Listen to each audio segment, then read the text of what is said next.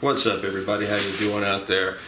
I am going to be making some chimichurri sauce. For the chimichurri, we only need about that much onion. When it comes to making the sauce, you want to try to cut things up in very small pieces. Now, chimichurri sauce is usually something that is used when you're grilling, and a lot of times it's with beef, okay? But that doesn't mean that you have to stick with beef.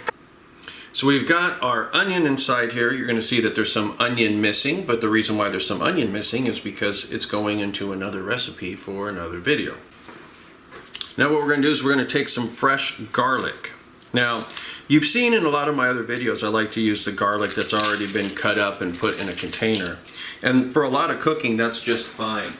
But when you are making dishes that need a little bit of that raw flavor, you kind of have to go back to the original.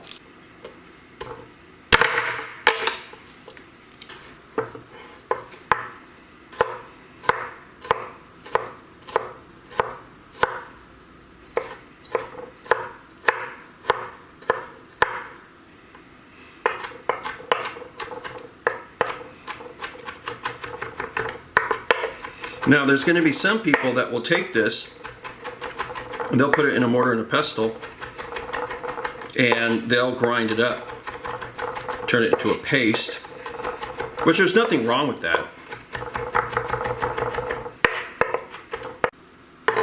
So for the amount of chimichurri that I'm making, this amount of garlic will be just fine.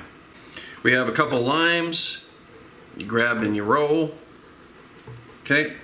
And then what we're going to do is we're going to take this and we're going to put some over here.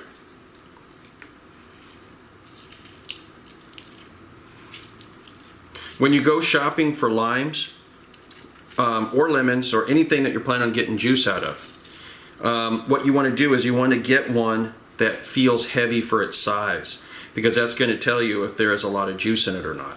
Okay. Now in chimichurri they usually use a red wine vinegar or some other kind of vinegar, but usually red wine. And you need that acid. See, but we can get that acid from the lime juice, but plus it gives you that fresh, you know, in your face lime flavor. But one lime is enough for how much I'm making. So in the chimichurri, I have some kosher salt here. We need to throw a little bit of salt in here. That's probably good. I've got some black pepper here. That's probably good. When it comes to a chimichurri sauce, one of the main herbs is going to end up being parsley, and we have a little bit of Italian parsley here. And it's always a good idea to try to get rid of many of the stems as you can. They can be a little bitter. Spending the time to take the leaves off actually can make a pretty big difference in the flavor.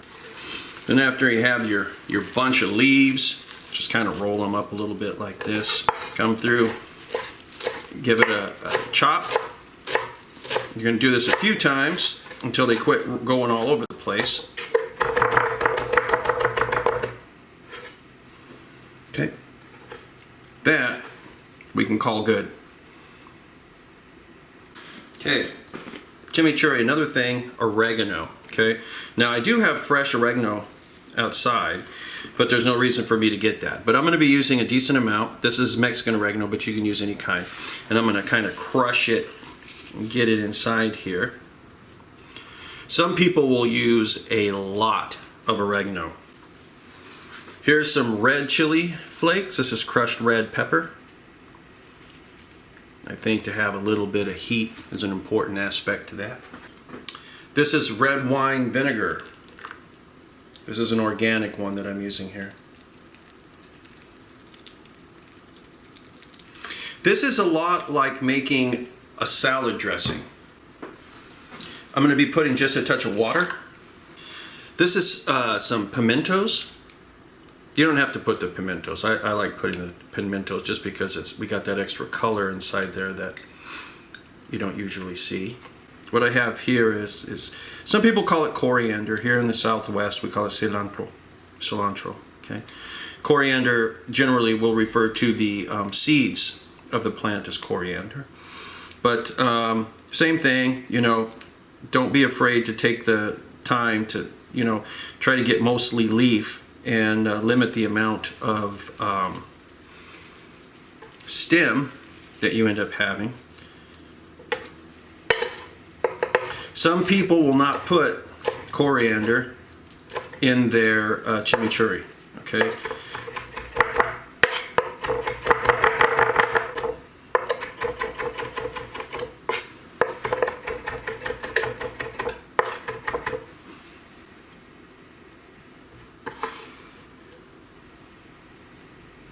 And now we have to start putting olive oil.